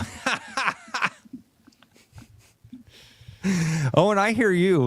The odd thing was I could hear a little bit of the Central City Liquor commercial in the background for a second too. So I could hear I don't that know. as well. I can't hear you guys. Hey, this is all right. I can hear you. I don't know what that was. Part of the learning curve. That's all right, man. Bruno, the number of times. This is why I'm glad that Travis and I are able to hook up an hour before the show, because literally every day we've had to adjust something. It's either a microphone, and I just heard people have been saying that my mic seems low again today. Gosh, it's booming in my ears. So anyway, we're ironing out the details as we go through this. And if it weren't for the guy on the screen right now, Owen, we wouldn't even have gotten this far. So thanks so much for all of your help. I appreciate it, buddy. So on these days like this, are you? I won't even ask. I don't want to get into the specifics of it. You're wearing the MCL hat, so do you not have to go through the synergy stuff that your dad's doing? Most of it, no. But today is our all company meeting. It's one of those everyone gets together in a spot and they have an all-day meeting. So, I mean, if we can go late today, that'd be great. The longer we can go, the less meeting you have to sit through. I'm not accustomed to just sitting all day and listening to people talk. So, all right. Well, Bruno, let's get into some of your big news, man. I was lucky, and honestly, did not know that this press release was coming out yesterday. I was at Fong's yesterday for lunch. Went downtown, talked to Chris, had a orange chicken pizza, and then my favorite pizza in Des Moines and my kid's favorite pizza of all time is the honey Alfredo. Yes. Okay, good. All right. That's Bruno, everybody. Bruno from... No, the honey. I mean, I didn't know if that was a question or you're going to keep talking or. No, I don't know where I was going with that. I guess I was lucky enough to be. You're questioning that was your favorite, and I was supposed to tell you if it was. No. That is my favorite. It is my kid's favorite. I guess the questioning part of it was I didn't realize the significance of being at Fong's downtown yesterday for lunch, because I left and I got a message, an email from Mindy Toyne. And it was a press release about a big Fong's announcement. What's happening in your world? So the big Fong's announcement, we're finally able to mention now that we are moving the location. We are moving sometime in late March for everyone that lives in the Des Moines area right after spring break. And then we will be opening the new location either late that month also, or at the latest early April, first week of April. And the new location will be in East Village, just south of the Iowa Tap Room in the old Peachtree location. That's a sweet building, man. That's a really, really cool location. Can we just go back and I ask you a bunch of questions here? And if any of them are things you don't want to answer, don't.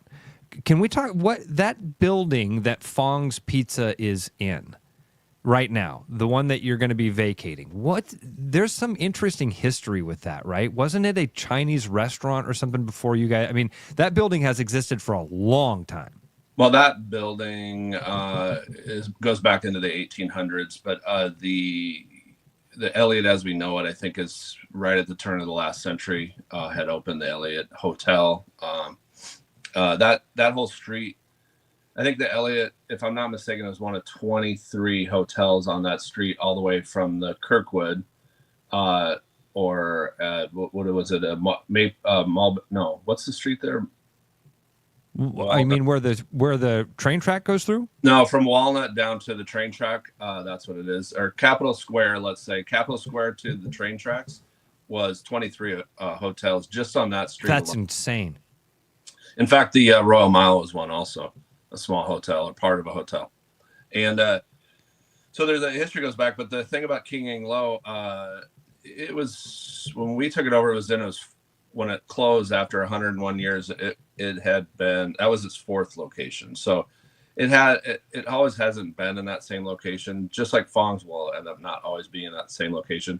I believe the original Fong's location was on Court Avenue, or excuse me, near the courthouse. To the south and to the west of the courthouse was the original location. And things change over the years. The main point about that I want to say about why we're moving is it was a financial decision.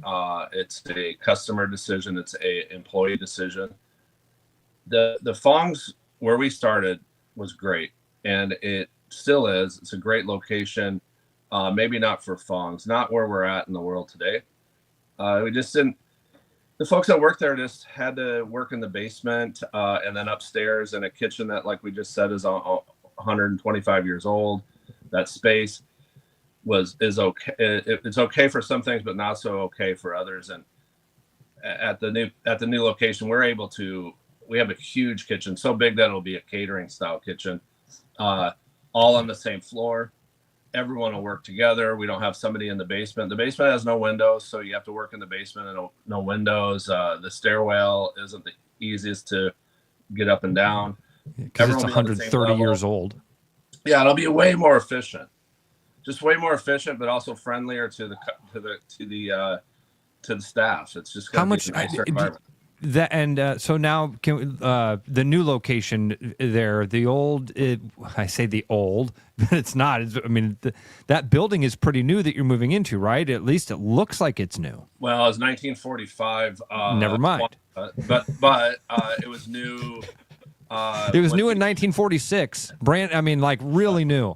Well, when Megan went in there, when they went in there, they remodeled and redid all that, and so yes, it has the flavor of it's all brand new as far as anyone's concerned with all the infrastructure. So, but they didn't have a kitchen, so we had to put in a kitchen, and there's some things we had to adjust, but mostly it's decoration on the restaurant bar side.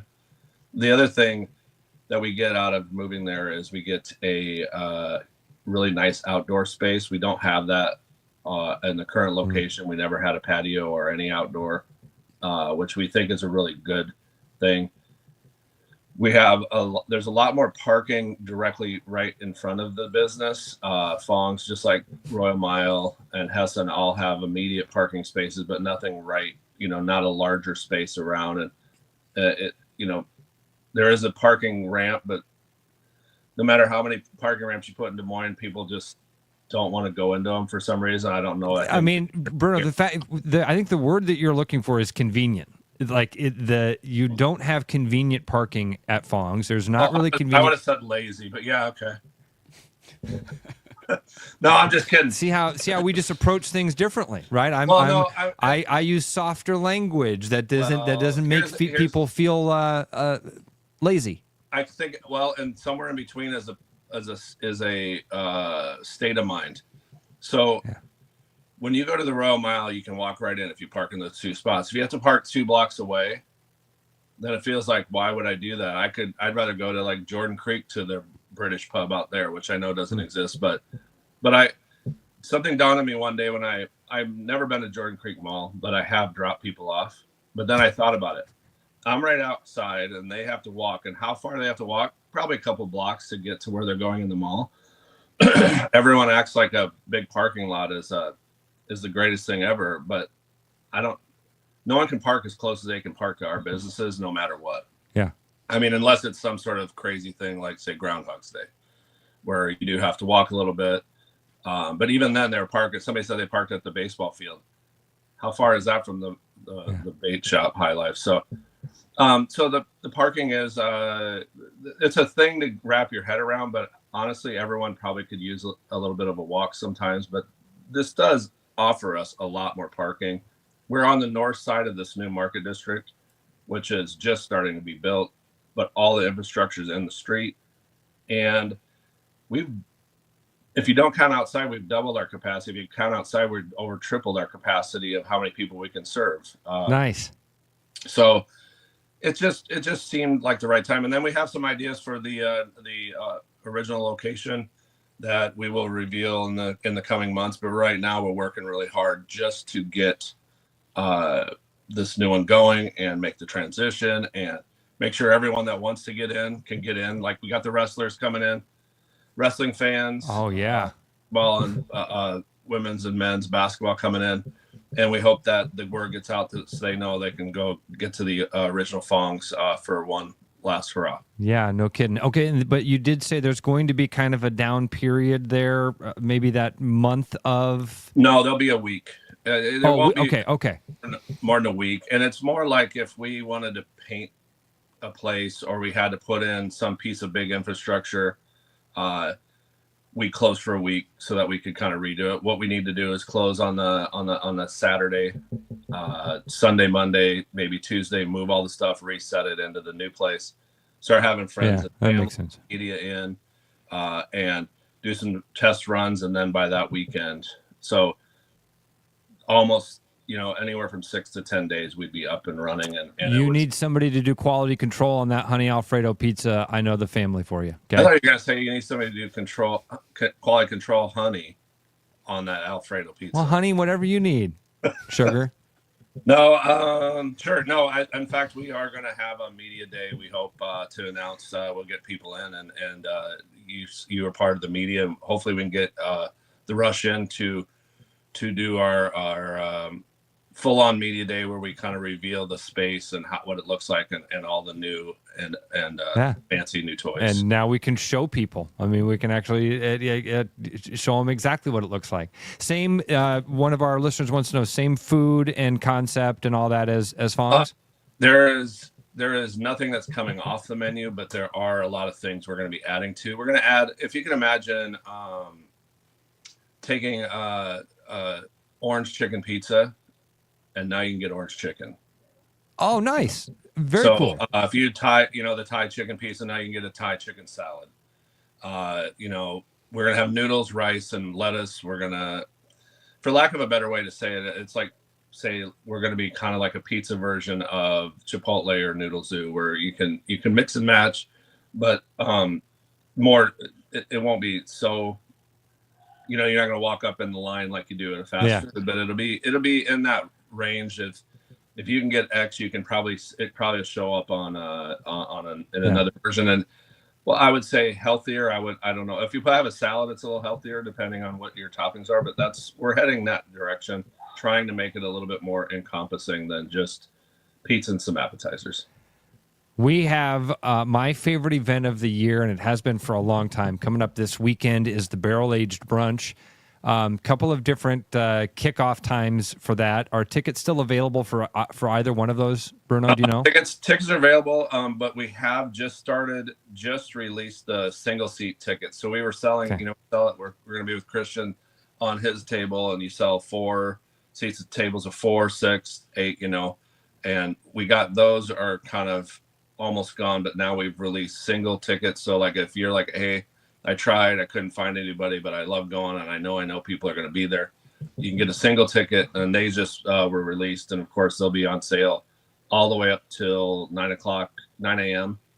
On Saturday morning and noon. And you'll meet other people there. It'll be like the best version of speed dating or Grindr you've ever been a part of. It'll be like any time at the bar, except for earlier. Whatever your flavor is, Owen. It's 2025, man. Don't judge. I'm not. Except for like it's earlier in the morning, but it'd be like being at the bar. You go there, you're like, I don't know anybody, and by the end, you've been best friends for life. Yeah. It's for several reasons, you're gonna have a bonding experience. Yeah, it's a unique experience. I'm telling you. I mean, I'm sure a lot of the staff are like, man, didn't we just have Groundhog's Day? It's noon. It's 11, and people are having a little bit more fun than they normally would at 11 o'clock. It's time to open normally. So it is a great time, and the food is fantastic as well. It's not just the beer that you get that is, I mean, really once in a year, sometimes once in a lifetime beers. The food is, the brunch is a big part of it too. The barrel aged. Put the brunch in there. We level out the alcohol with a bunch of food. I already got my pastries ordered from Lemise, so that's on the way. So you'll be able to have that, and it's gonna be good. I am not used to this setup. I'm sitting here like I just realized I'm gonna look down and read, and then that's as a play for video. I need to probably figure out new setups. You're totally fine. Does your laptop have a camera on it? Yeah, and Travis made fun of it because it's low. I've got. This is why when Travis makes fun of people. And then, you were just calling, I do the same thing to all my friends. And the same thing to you. You're calling people lazy. Like, hey, well. Yeah, but now everyone's going to be like, you know what? I am a little lazy. I need to try harder.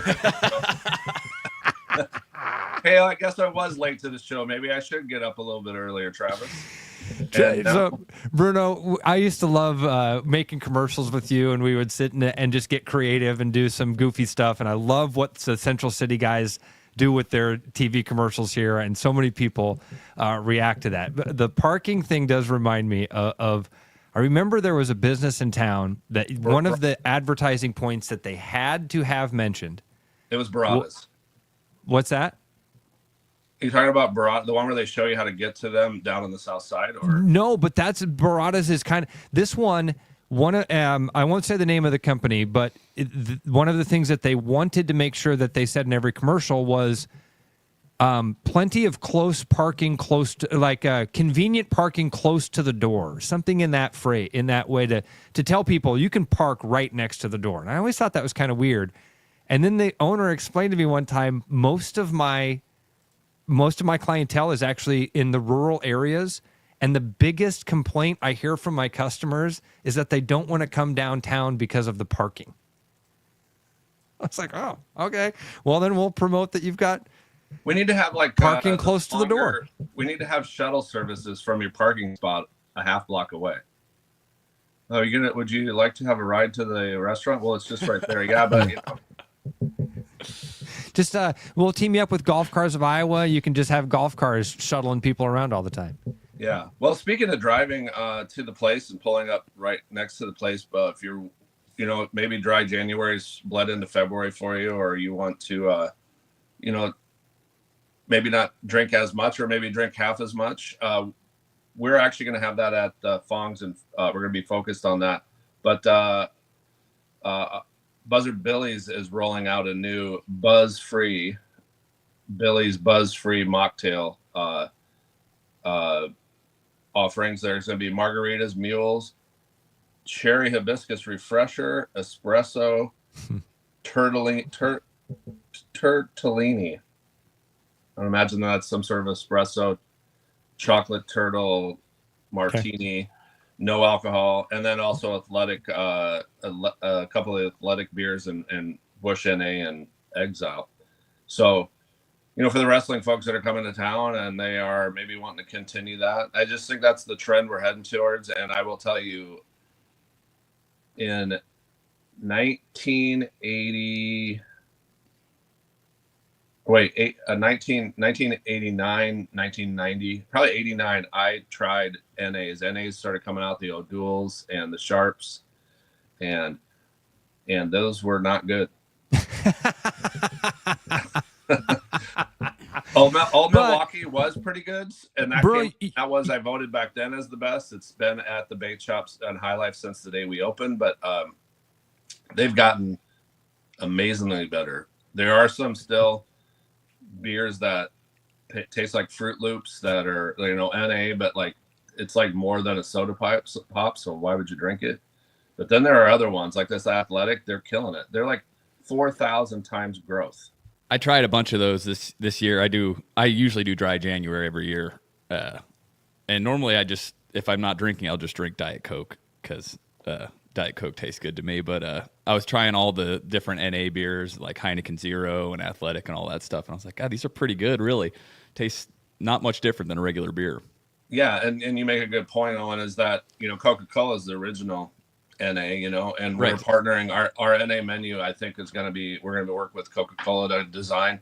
They have Topo Chico. I love soda water flavored stuff like that too. So I just think our new thing as a company, we're going to be focusing on that we're local and that's in a big part of the community. We always want to work with community things, but we're all local. We're locally owned, locally. All the money stays in the community. But and we have unique places, of course. But we want to let everyone know we're we're the place you should go. It's called the Third Place, and it's a place where you go when you're not at work, when you're not at home. Some people go to church, some people go to coffee shops, some people will go to different places. But restaurants and bars are a third place that. Sometimes it maybe is like, well, I don't want to go to the bar. I'm not a drinker. I just doesn't sound like, it's like, well, they have food. It's like, yeah, but still, so you could have a water, well, I want to make sure that people could come in and maybe they don't want to have pizza. Maybe they want to have a salad. Maybe they don't want to drink. Well, maybe we're going to have on tap tiki drinks that are initially no alcohol. And then we'll add alcohol if you want the original. And we're going to make it so we're going to give you every reason to come out, to stop in. But then once you get there, like always, we're going to give you every reason to come back. So that's a game plan this year. It's a big one. And another big one, if you don't feel like going out, catering and to go are going to be a big part of what we do at Fong's. Very big. We're going to have a walk-up window for late night slices, but also drive up so you can drive up and grab your pizza to go and head home. How late is that going to be open? Customers will dictate, but pushing past midnight on the front. We're going to try to be out as late as we can. We'll see how it goes, but that's my number one thing. If you're out and you're drinking at bars downtown or anything, if there's a place where you can stop and get food late night. And huge. That area, Owen, like that, where the old Peachtree Brewery is, where Fong's is moving to, that area is like exploding right now. I mean, that's right by where Iowa Tap Room is. So people are there having dinner and sometimes even having drinks in Ken's after that. And now you've got gonna have a pizza spot right down the road. I love it. Great. Yeah, great, we have. Bruno. Yeah, we have like the Curate and the Heritage Center, our space for, people with weddings and parties. The Twisted Vine Brewery is just right there down the street from us. Iowa Tap Room. There's a lot of people are going to be out and doing stuff and on their way home. And as this, what they say is a $2 billion development, the Market District comes online, it'll be a place where you can stop out and get something, Listen, Tony says it in our chat when local does matter, guys, and in everything it matters. Food and drink, what Bruno's talking about, radio and podcast, what we're doing here, real estate, what I do. Man, when you can and give me a call, I can explain it to you in great detail. but a lot of your dollars are being sent outside of this community when you go to places that aren't locally owned and operated. And man, Bruno has always been a great example with your places, constantly reinvesting back in the community, giving to a bunch of charities, investing in local things. So it really is cool. And I love, Bruno, that people in the chat, we're seeing a lot of like, man, I love having breakfast at the library. Somebody was just at the Chicken in Orilla and was like, man, that was amazing. You've got so many places. You kind of touched on it briefly there. So many unique places around town that fit into this local, unique, cool category. Yeah, it's really good. And, we put ourselves out there, Ross, you and I, people know us. We talked about potentially a very large sign with your face on it coming. Maybe, people are going to see you. They know what it look like. Now they know what we look like. What I'm saying more than anything is, even if people don't quite know you, they know you. This is a town. This isn't a city. People, you can't. So if you're going to go out and be a part, you can't be a local operator and not do the right things in the community. That's not the reason I do it, but it's definitely it's definitely something I understand. Like, you go out there and people see you, they know what you're doing, they know what you're like, they see you have kids going to the school with everyone else, and you're banking with them, you're going to the coffee shops, you're going out in the world, and I want Choice Creative, Willis Automotive. Every one of our partners. Bats and Bugs, like every group that we've partnered with, locally owned and operated, local families. Central City. There's a theme. Yeah. Hey, and getting together with your family, or friends, if you want to go out. The Super Bowl party at Truman's is still available. If you want to get on there, get a seat yet. They're limited. Iowa Taproom's also showing the Super Bowl. If you are like a lot of people, possibly. Well, that's what I do. I'm going to be at home. Fong Super Bowl carryout special is 5 pizzas, a platter of boneless wings, sauces, celery, 2 Fong's t-shirts, plates, and napkins, $160.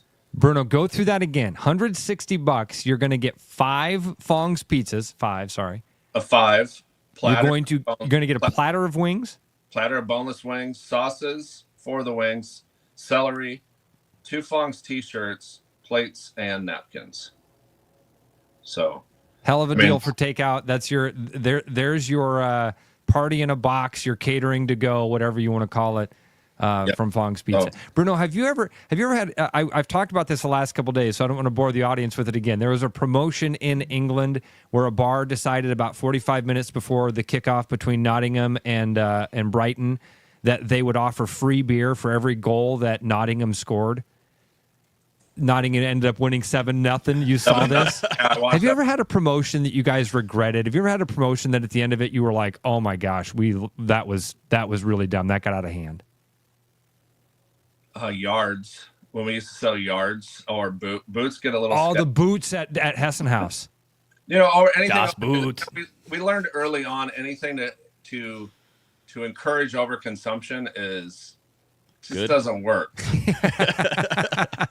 Free beer until 10 o'clock on Groundhog's Day for 2 straight solid hours started to feel a little bit like, hey, the guy's walking around with 10 cups. You're like, is this really what we want to be doing? But no, mostly no. There wasn't. I remember growing up, the McDonald's was giving away food, and it was the year that the Russians boycotted. So if the U.S. wins the gold, you get a free quarter pounder. I swear I had like 30 quarter pounders that summer.